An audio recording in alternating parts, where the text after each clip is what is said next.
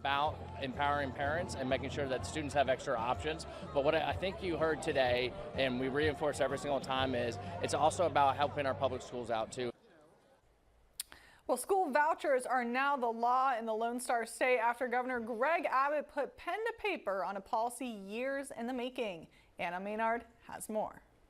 The sound of applause filled the air around the governor's mansion this afternoon as Governor Greg Abbott signed off on a $1 billion school voucher package. But on the other side of the fence, sounds of protest could be heard in between cheers. Armed with whistles, signs, and a bongo drum, a small group of educators wanted their frustrations with the new law heard. One of them was Suzanne, a teacher from Central Texas. Texas choice was passed without being sent to the voters, so we feel very strongly against this. It's going to take money away from public school educators.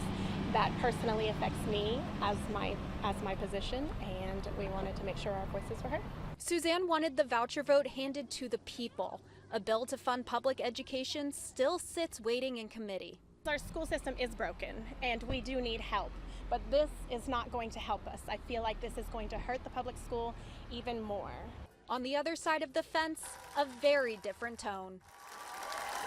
Nation of a movement that has swept across our state and across our country. A movement driven by parents. Governor Abbott called it a, quote, historic day in the Lone Star State. U.S. Senator John Cornyn echoed those words outside the governor's mansion. 100,000 school children are going to have a chance to match up their needs with the school that meets those needs the best. Asked about educator concerns, Cornyn said it's possible to address the needs of both. I don't really accept the argument that just because someone has a choice to make whether to go to a traditional public school or a charter school or a private school, it necessarily undermines the public school system. That's going to remain the mainstay of education in Texas. Although the bill was signed into law today, that money won't be available until the 2026-2027 school year. In Austin, Anna Maynard, News 3.